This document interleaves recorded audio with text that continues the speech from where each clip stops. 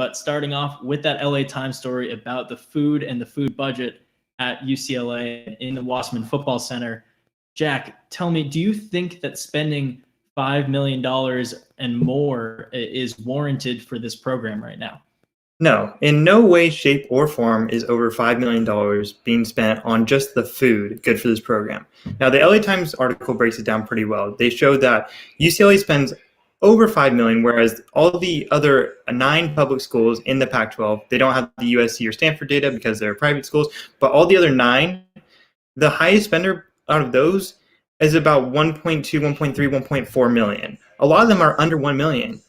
I don't understand how we're almost 5 times more than the next closest competitor, especially since, let's be honest, this team hasn't competed like it. You know, we're 7-17 over the past 2 years. What has Chip Kelly been spending this money on? If you go on Twitter, you can see that they release some of their food plans for the days, and it's a ridiculous amount of food. And in the evening, they have, steaks and chickens, and they got a dessert of the day.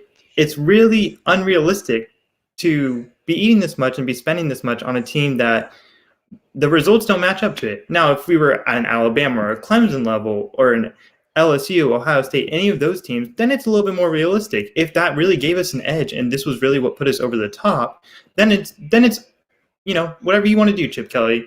But this is not only not a winning program yet, at least it hasn't been in the past couple of years, but it's also a program that has a major deficit. It was 19 million in the whole, UC Athletics was 19 million in the hole before this pandemic hit. And once they release those numbers, it's going to be a much worse situation. So I don't see how they can justify spending this much on food every single year. What are you thinking, Sam?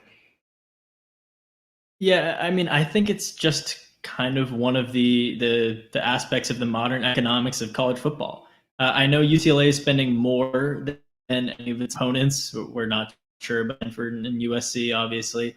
But that it's just kind of stuff you have to deal with. It looks bad. The perception is bad because the team is losing and because the athletic department is in a $19 million deficit.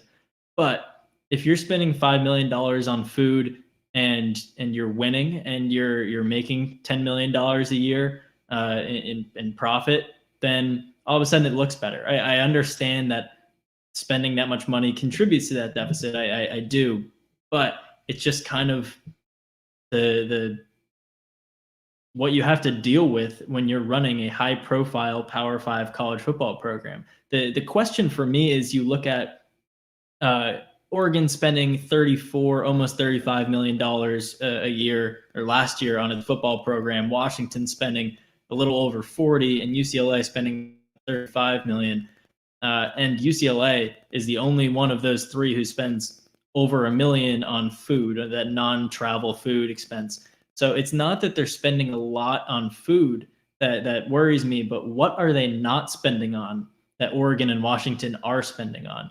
And maybe would it be a better idea to reallocate some of those resources to whatever it is? It's not facilities, because UCLA has beautiful facilities. Maybe it's travel, recruiting, something like that. It's not the base number that is an issue to me, because you're going to have to recruit. You're going to have to sell these recruits on this wonderful food and this diet and the nutrition, all that. I understand. But I mean, you should kind of look at how your competitors are spending and model it off of that, especially when you're not succeeding on the recruiting trail or on the field. Right. And I think this is also a big thing that will come up for new athletics director Martin Jarman. A lot of these numbers were from Dan Guerrero's time here. He probably gave Chip Kelly a lot of money to do whatever he wanted with the program because he expected a return to winning ways, and that hasn't shown up yet. Now, whether Jarman gives Chip Kelly a short leash this year, whether he gives him a couple years to try to establish himself still in Westwood, I think he's going to have to cut that back if the team doesn't start winning.